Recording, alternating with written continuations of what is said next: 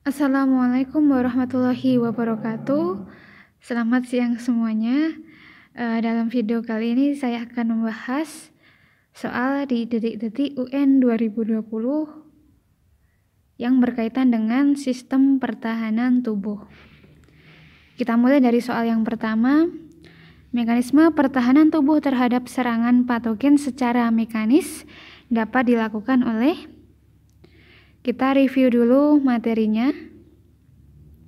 Jadi pertahanan tubuh itu ada dua, ada spesifik, ada non-spesifik. Nomor 15 ini yang ditanya adalah non-spesifik. Dan non-spesifik itu dibagi menjadi dua, kemarin sudah ada di ringkasan, ada non-spesifik yang eksternal, ada yang internal. Nah, yang di sini nomor 15 ini yang ditanya adalah pertahanan tubuh non-spesifik yang eksternal. Pertahanan tubuh non-spesifik yang eksternal ini dibagi menjadi 4. Ada mekanis, fisik, kimiawi, dan juga biologis. Yang pertahanan mekanis ini contohnya ada 2. Ada rongga hidung dan juga silia trakea. Rongga hidung ini menyaring kotoran yang masuk, kemudian kalau silia trakea, silia pada trakea ini menggerakkan partikel asing yang terperangkap kemudian digerakkan keluar tubuh. Jadi kalau kita sedang batuk biasanya kan tenggorokan kita rasanya gatal. Nah, rasa gatal itu sebenarnya usaha atau mekanisme si silia untuk mengeluarkan partikel asing tadi gitu. Kemudian yang pertahanan fisik itu ada kulit dan juga membran mukosa. Kulit ini karena letaknya paling luar maka dikatakan sebagai pertahanan pertama. Kenapa kulit bisa berfungsi sebagai pertahanan tubuh? Karena yang pertama, sel-sel epitel pada kulit ini tersusun rapat ya. Kemudian penyusun epitel yang letaknya paling luar juga tersusun dari sel-sel mati sehingga tebal dan sulit ditembus oleh patogen. Kemudian yang kedua adalah membran mukosa. Jadi membran mukosa ini adalah membran yang melapisi rongga tubuh yang mana dia kontak langsung dengan lingkungan luar. Contohnya adalah saluran pencernaan, pernapasan, dan juga reproduksi. Seperti yang kita ketahui bahwasanya saluran pencernaan dan pernapasan ini kontak langsung dengan udara luar, yaitu lewat mulut atau hidung.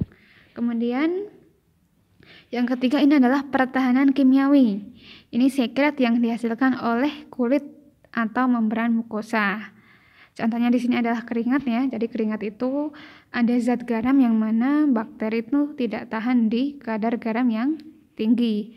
Kemudian saliva, air mata, dan juga mukus ini menghasilkan enzim lisosim yang mana enzim lisosim ini dapat merusak dinding sel bakteri. Yang terakhir pertahanan biologis ini adalah mikroflora normal.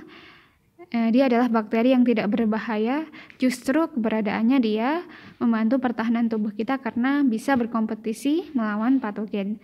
Contohnya bakteri yang hidup di kulit muka, kemudian yang ada di dalam tubuh juga ada ya. Jadi ini termasuk mikroflora normal.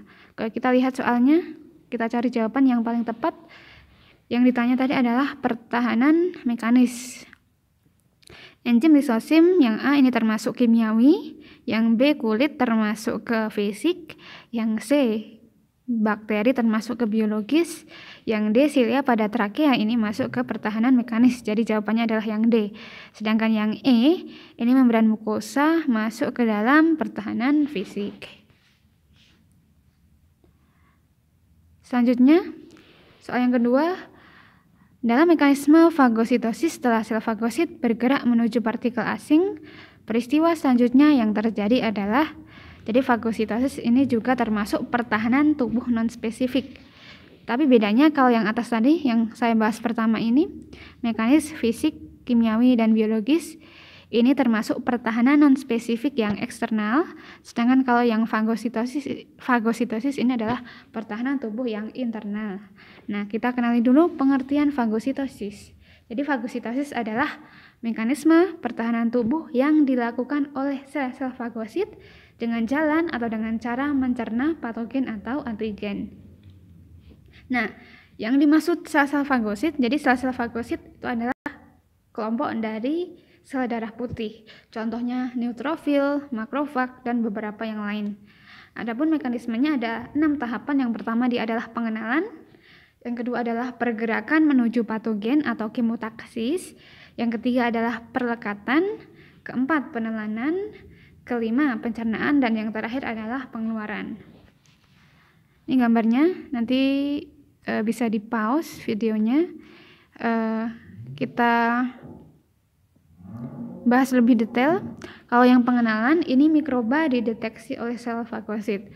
Kemarin di kelas 11 kalian pernah nonton Hataraku Saibu, ya, sel darah merah dan sel darah putih, yang mana sel darah putih atau si sel kelompoknya fagosit ini dia punya alat pendeteksi. Jadi kalau ada mikroba yang masuk ke dalam tubuh, si kelompok sel fagosit ini bisa mendeteksi gitu. Yang kedua, kalau sudah pengenalan, dia melakukan pergerakan ke arah patogen atau kemotaksis. Jadi kemotaksis adalah sel fagosit bergerak menuju patogen. Masih ingat ya di filmnya bahwa si sel darah putih atau kelompok sel fagosit dia datang menuju patogen itu berada, atau sempat di film juga itu ketika sel darah merah ini diserang oleh kuman, si sel darah putih ini melakukan kemotaksis atau bergerak menuju si kuman tadi. Kemudian yang ketiga itu adalah perlekatan. Jadi sel fagosit melekat pada reseptor antigen. Yang keempat adalah penelanan.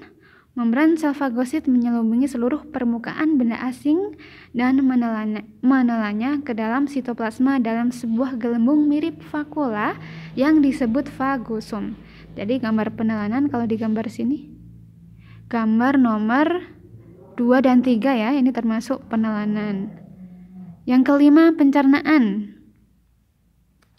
Pencernaan ini melibatkan organel sel lisosom, yang mana si lisosom ini punya enzim asid hidrolase dan juga peroksidase, yang mana si lisosom tadi berfusi dengan fagosom membentuk fagolisosom. Fagolisosom ini fungsinya untuk mencerna antigen.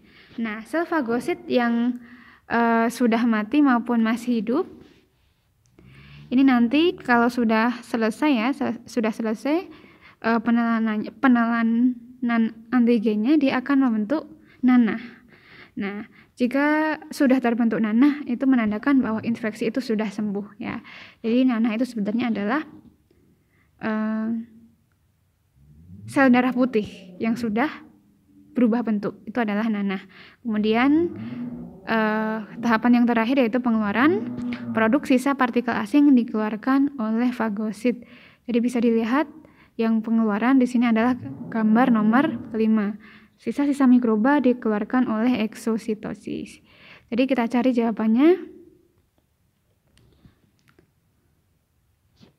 Setelah sel fagosit bergerak menuju partikel asing, peristiwa selanjutnya yang terjadi adalah, jadi setelah kemotaksis nomor 3 yaitu adalah perlekatan. Perlekatan jawabannya adalah yang D. Partikel akan melekat dengan reseptor pada membran sel fagosit. 15 jawaban.